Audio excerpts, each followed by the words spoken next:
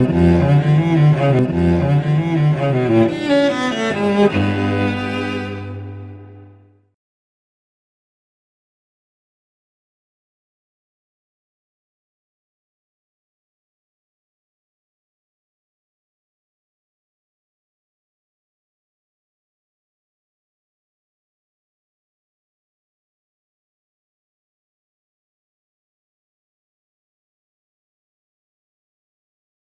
afternoon. On March 15 of 2019, a terrorist attack on Christchurch mosques, as we know, took the lives of 51 people, including innocent children who were peacefully going about their lives in accordance with their religious faith. Dozens more were directly harmed and traumatised, and the ongoing impact of this attack on New Zealand, and in particular on our Muslim community, is immense. In response, the government established a Royal Commission of Inquiry to look into the events around the terrorist act. Recommendation 18 of the Royal Commission report was to review all legislation related to counter-terrorism efforts. The counter-terrorism legislation bill being introduced today is the first important step in implementing Recommendation 18. The Royal Commission also highlighted the need for offences to cover the preparatory steps a terrorist might take before they attempt a terrorist act, and other jurisdictions, including Australia and the United Kingdom, have offences of this nature, but there is a gap in New Zealand law, and this bill creates offences to close that gap. The nature of terrorism has been changing, and we are seeing more lone actors and small groups rather than large organised terrorist groups, and we need to ensure New Zealand has laws that can respond to such change. Counter-terrorism legislation, particularly the Terrorism Suppression Act, focuses on managing prominent terrorist groups, and it was not designed to respond to the range of terrorist activity that we now see. The Counter-Terrorism Legislation Bill amends the Terrorism Suppression Act and the Terrorism Suppression Control Orders Act to strengthen our counter-terrorism legislative framework, and the bill will help us prevent and respond to terrorism and provide law enforcement agencies with clear legal authority to disrupt terrorism-related activity. Open to questions. And could any of these changes, if they'd been implemented prior to March 15, could any of these changes have prevented the attack? Okay, I think in terms of legislation, I don't think that would have been able to prevent an attack. I think what they do give authorities now is more tools to make sure if they are able to monitor and see preparations or attempts, they have more tools available for them to take action. Can you explain the difference or the changes to the definition of the Terrorist Act? Yes, so look, in terms of that, it is quite technical. So I think the more significant issues really is making sure that we do have measures against preparation for some of these acts. I think certainly the Royal Commission had asked for that. So making sure that we give those tools to the authorities. We hope we'll give them, if they are in the early stages of seeing preparation, the ability to act. How does the government adjust and keep with the times for terrorism activity? Because as you say, we weren't prepared for these lone actors, but how do we remain fluid so that we can get ahead of whatever the next groups are? Look, I think changing the legislation to make sure it is broad and flexible is important. I do think we have some flexibility within this piece of legislation. Again, if it's acts of preparation or at the other end carrying out an act. Again, it is making sure that other work that was flagged back in December last year when the Royal Commission came back with its recommendations, and some of the honesty that we had to deal with that in terms of the ways that the likes of our police and our intelligence agencies are working to making sure they're not focused on one particular area is important. Again, that was one of the important findings out of the Royal Commission, and again I think we are systematically working our way through those to make sure that we are responsive to both what we can consider kind of traditional terrorism threats and more recent terrorism threats. Are you confident this plugs the gap? Look, I think it does, and there are other changes that we'll look at in terms of financing that again came out of the Royal Commission of Inquiry, but you know there is a systematic response to the recommendations that were given out of the Royal Commission of Inquiry around the counter-terrorism suppression, out of the Royal Commission of Inquiry around counter-terrorism that we will have to make sure that we work through. Is it right that a lot of these changes are still kind of determined by are the entities that are on the designated terrorist entity list? And if that's the case, how many white supremacist organisations or individuals are on that list? But my understanding is there is only one individual who is on the list. The way that this legislation is designed is it's agnostic to either the individual or the entity. So if they are undertaking action which is of an ideological, political or religious nature to carry out harm or cause harm to people or to critical infrastructure, then they would find themselves in trouble with contravention of the law that we have to pass. So I'm much going to RNZ at the back. The changes to the definition of a terrorist act, would that make it easier for more white supremacist or far-right groups to be added or designated as a specific terrorist? Look, it's not necessarily about the designation of the list. I think it is if they are trying to use harm to advance their ideological, political or religious cause, then they will find themselves in contravention of the law as we want to pass. It kind of talks about making property material support available and financing stuff is all, it still relates to designated terrorist entities. So if you don't have those white supremacist entities on the designated list, then they're not going to apply. But as I repeat, if they are contravening, if they are trying to advance their cause and are trying to harm an individual or a group of people to advance either their ideological, their political or their religious causes, then they will find themselves in contravention of the bill we hope to pass. There's currently no mention of the far-right white supremacy actually in the Terrorism Suppression Act, but there are both mentions of Al-Qaeda and the threat that Islamic State presents. Is that going to be changing? Will we see? Look, I think, as I say, there's another swathe of work that will continue to go through in a progressive way in response to the Royal Commission of Inquiry. The bill that we have announced today looks at making sure we strengthen the measures that we can take around domestic terrorism, which, as I mentioned in my opening remarks, became more of a threat to New Zealanders. What about similar to Toby's opening question, not what prevented the attack, but which of the new offences would apply to the March 15 terrorists that were in place now? So can you repeat that question? Which of the new offences you're bringing in would apply to the March 15 terrorists? Okay, again, I don't want to get into details around a specific case, but if the police were able to monitor preparation for a terrorist attack, then the measures that are contained within this bill would have allowed them to take action and potentially prosecute an individual. It's fair to say, though, that the new offence to criminalise plannings, criminalise terrorist weapons, new offence to carrying out international travel, all those things he would have also been charged with. Well, again, not getting into particular parts of a particular case, if the police were able to monitor some of the activities that are within this bill, then they could have taken action. Again, they weren't able to do that because the bill is, we hope the bill to be passed. With the current law then, if they found an individual who was planning a terrorist attack, would they not be able to undertake those safety measures? Sorry, can you repeat the question? You're basically saying with the new bill, then police can take action against an individual. Can they not do that? Well, I think if you look at the way that the offences are framed, it is against either an individual group to advance their ideological, political or religious cause. So that is the new measure within the piece of legislation, which is new, which would allow us to tackle some of the new types of terrorism that we're seeing. Sure, but sorry, could you answer my question? Because it is tied to the ideological, political and religious causes of the other individual or entity. Yeah, but I'm asking about what the current law is. Does the current law not allow us to do that? That is my opinion. That is my understanding. And what about the warrantless powers of entry, search and surveillance for that planning and preparation? Yeah. Enough checks and balances in place to ensure that won't be abused? Yeah, look, I think we have to make sure that, especially with planning and preparation, our authorities need to make sure that they have the ability to be nimble in those situations.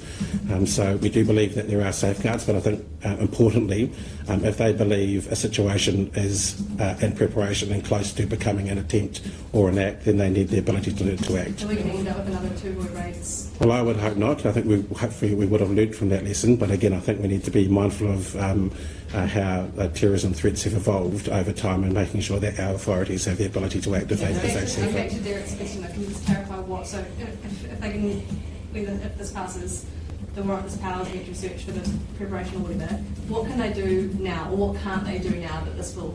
I don't believe that they have warrantless powers at the moment to undertake that act if there's a preparation. So that's why within this piece of legislation it's extremely important that we do give the authorities, if they see preparation which is close to becoming an attempt or an act, the ability to intercept, to prevent an act happening. What does that look like? Like, what's the threshold? Someone's buying on the gun, someone's on 4chan, like what's Well, there are a number of possibilities. If you look at the way that either there is financing, there is training, there is the within the piece of legislation in front of us, there's also the likes of training and obtaining of weapons. So that would be a judgment for the authorities to make.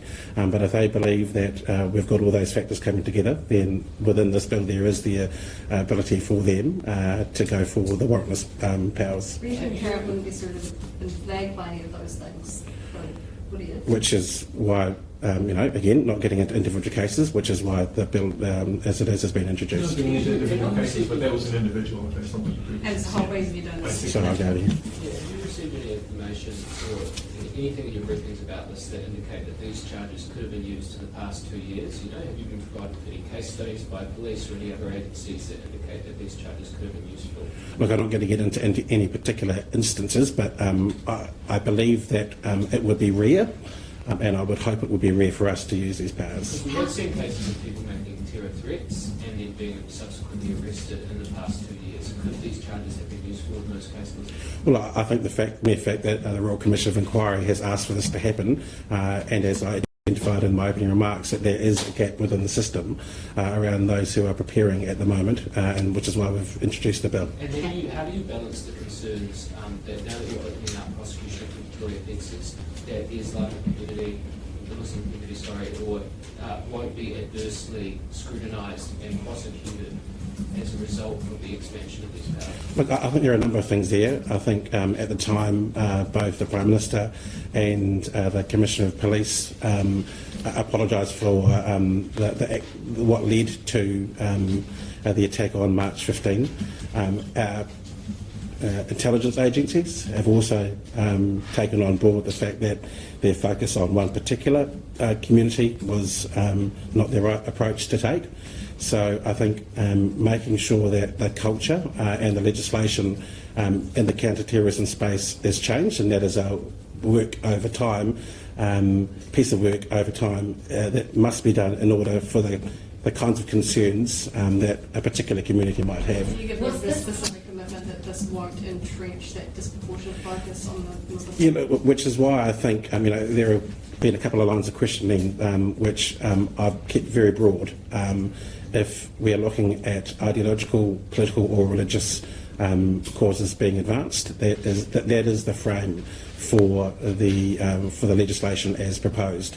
I think we've taken the recommendations and the spirit of the recommendations for the Royal Commission of Inquiry extremely seriously. I've been down and spoken to the Muslim community down in Christchurch on a number of occasions and have experienced and heard firsthand their hurt. So we have heard, we have listened, and we've committed to making sure we implement the recommendations of the Royal Commission. Was this Canadian law on the government's radar pre-March 15? Yes, it was, but obviously March 15 was a game changer, and I think the message that we got in early December last year from both the community down in Christchurch and also from the Royal Commission was extremely important. I know we're in early April now, and the message was received from the Royal Commission in early December last year. So it's been a priority for us to get the scope of this work around counter-terrorism through. Canada, the United Kingdom, and Australia. Canada, the United Kingdom, and Australia have all designated the Atom Warfare Division or its offshoots as their equivalent of a designated terrorist entity. The Prime Minister and Minister Little both said we can't do that here because our law is too restrictive. Will this enable us to label that group? And if not, why would we not want to put our regime in line with other countries? So this piece of legislation very clearly deals with making sure we can take the preventative measures that I've spoken about around terrorism that's happening here. Around designation of terrorist entities is not a substantive issue within this bill. I suppose it's just a concern, but Yeah. can you just through the definition, and if you have, you don't need to again, particularly the change from the word strike, like tear up the community, to fear. Like, what's the difference, and what difference will that make to how it is applied? Well, I think if you look at what the feedback that came from the community in and around the March 15 attack, some of the language in and around what the definition of a terrorist attack is outdated in terms of the types of actions that can be taken for terrorism. I think another aspect of the piece of legislation that we've got within this bill is also around critical infrastructure. Terrorism is moving in the ways that where it might have been an act of violence or trying to harm people, it's also looking at disrupting critical infrastructure. So again, it is making sure that we modernise that and take into account the changing nature of terrorism, not just here in New Zealand, but around the world. Isn't that definition, though, like going from terror to fear, going into quite a different area, because fear could be like acts of intimidation, like what we saw at the mosque, for example, which you could argue whether they're a terrorist attack. Is it meant to broaden the offences or the actions that would be covered? Because then aren't you getting away from a very specific terrorist? I wouldn't say broaden. I think it is bringing it into line again, and I want to reiterate of what terrorism is looking like, not just here in New Zealand, but also around the world. It has to be drawn back to an act, but what is the intent of the act also? So yes, the definition is being amended, but I think it is being amended in light of what terrorism has been and is becoming. Like what campaign, for example, against a group, as opposed to a specific like pipe bomb attack, which you normally see as what could have been called in the past, like a campaign of fear and harassment. Is that the sort of thing? There always has to be an act, and again, the act has to be motivated by some I'm saying like a scratch record, ideological, political, or advancement of a religious cause. So again, it is, terrorism is much different today than what it was back in the era of 9/11. So the legislation has to change for that. Well, It doesn't always have to be an act that's set in the laws, because if someone's getting weapons or combat training, the prosecutor doesn't have to prove that they have a specific date. Well, I would argue are they helping to give weapons training or obtaining weapons is an act. Where are the changes to hate speech laws? They're still being developed. That is going to be a longer piece of work, because we know we have to make sure that we're engaging with nearly every facet of community to understand where that line might be drawn. Again, it's an important piece of work at the back of the Royal Commission, but that is on a much longer time frame than this piece of legislation. Will this coincide with? Sorry, much good. Will this coincide with Sahara Aiden returning? Will this be in place to be able to deal with her?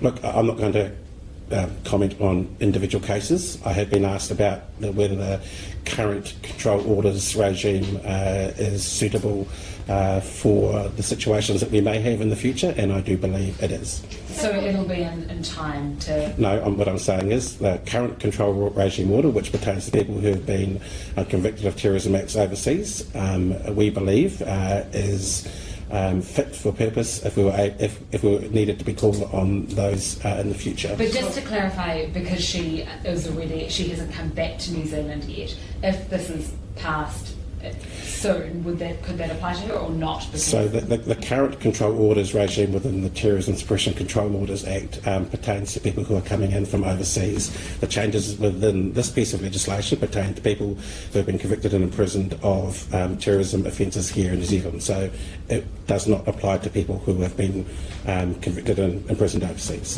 Just going back to James' questions around the new definition, inducing fear is much wider than inducing terror. Would something like up-rank bombs here then qualify under this act? So at the end of the day, that would be a call for the police to make whether or not that would be a threshold that is met if there is serious intent behind that. So that is a judgment for the police to Do you make. have concerns in general that this is too wide? No, I don't. And again, this is why we'll send it to the Select Committee for a full process to put those to the test. But we do believe that given what has happened out of the Royal Commission and other changing trends with terrorism, that the bill as it stands is fit for what we think the future threats might be. Something like leaving a pig's head at a mosque non-violently, would that count as? Well, I'm not going to get into individual cases again. All of those issues will be able to be dealt with or questioned in a select committee, but we do believe that, again, out of the Royal Commission of Inquiry process and the recommendations from it, which we committed in principle to address, we believe the components of this legislation will make sure our counter-terrorism legislation is fit for purpose. There's only one white supremacist individual on the designated list. And Katie's point that Daesh and Al-Qaeda are mentioned in the legislation, but white supremacy is not. What assurance can you give the Muslim community that this won't entrench that disproportionate focus on them, that it won't make it worse for the Muslim community? Look, I can give them absolute assurance that we listened very closely and are sympathetic to the experience post March 15. We took very seriously the Royal Commission of Inquiry that was delivered early in December of last year, and we are committed to making sure we systematically address the recommendations that are within the report. This is one component of that, and again I would add that not only are we looking at making the changes that the Royal Commission recommended, after having spoken to those communities and understanding the way that they felt both pre and post March 15, that the government heard their concerns and changes are being made. Sorry, just back to that Keith said the mosque example, because it feels like that's a perfect example of a test, fear versus terror. Do you want that to be covered by these new offences? Well, I'm not going to sit here and go through every possible permutation of what may or may not be.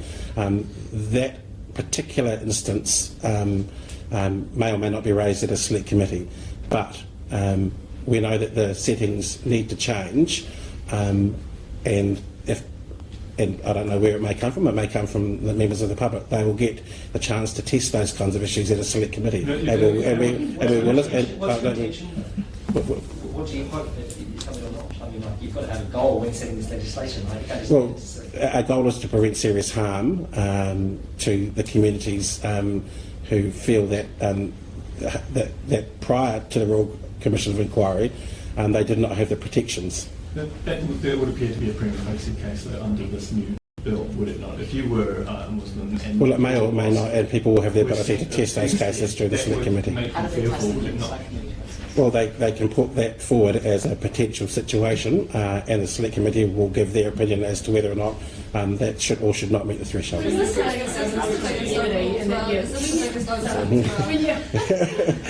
saying that you're talking Muslim community and this, this change had in part come from that, can you just explain their perspective, the difference between having fear versus terror? Like, why was that relevant? How would that help you? Well, I think they had that issue before, again, pre and post March 15. Look, obviously, post March 15, the fear was there and continued to linger. So I think when you look at that and other issues that were raised in the Royal Commission of Inquiry, and again the changing nature of the way that terrorism is being carried out, again modernising components of our counter-terrorism law and the definition were important to make sure it is fit for purpose in the future. The Royal Commission also recommended that hate crime legislation be tweaked to sort of perhaps be in line with what happens in the UK, where you can be charged with hate-motivated offences, and it's not just something to take into account in sentencing. How's that work coming along? Is that something the government... Look, again, in response to an earlier question, that is a piece of work that we're committed to. It's a longer-term piece of work. We want to make sure that we engage with the wider community and, importantly, across political parties for that kind of work too. It is controversial areas, and we want to make sure that if we do that, we are talking to other political parties about what kind of direction we might head in. And what part about the critical infrastructure, does that, without getting into specific cases, but looking at I'll get into specific cases. Looking at things like, 5G attacks on cell tower infrastructure motivated by sort of anti-5G sentiment. Is that what you're thinking of when you're? Look, I think critical infrastructure, again, making sure we are broadening the scope of this work to take into account the different types of terrorism that may happen is extremely important. We have seen attacks on infrastructure.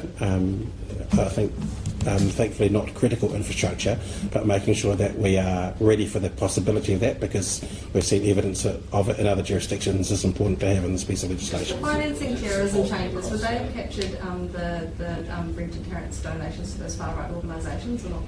Look, I'm not sure about that particular part of the donations that he gave. I'm not privy to every point within that case. But again, that is making sure that we crack down on any ability for an entity to either or attempt or carry out some kind of attack. In terms of support from other parties, have you ever had any indication of this amendment to the bill will be This particular piece of legislation? No, I haven't had any discussions with any. So as we've fought in the past amending this legislation? Well, I don't think this particular component of the Royal Commission of Inquiry will be fraught. I think other parts around hate speech, hate crimes will probably be more politically difficult to broach some kind of agreement with other political parties. So, but we'll deal with that issue when we get to it. So you're expecting support from the likes of the National Party and the Greens on this? As I say, I haven't spoken to them about it. So that is up to their own caucuses as to whether or not they'll support it or not. This is the kind of first step in implementing recommendation 18. When do you kind of anticipate that you would have reviewed all of the counter-terrorism laws and that recommendation can be taken on? Look, I think when we're talking about hate speech and hate crimes, again, I've already indicated that will be a much longer track. I think it's well into next year where I think we'll be able to address some of those concerns. But again, I'll reiterate, it's fraught, but we want to make sure that we do a proper job of that, considering the recommendations of the Royal Commission. We're working on it for 3 years. We're working on it last term. Prime Minister promised it again on the election campaign, wasn't Look, so again, some of these recommendations have come out of some of these actions have come out of recommendations that came from the Royal Commission in December last year. I think making sure we have these changes in this legislation is important, and that's been 4 months. But again, if we are dealing with issues like hate crime and hate speech, making sure we do it properly is extremely important to make sure that we are putting the protections in there for the communities who you've been speaking about already this afternoon. What about any further changes to the Terrorism Suppression Act? When will you be? Again, I think that will be later in the term.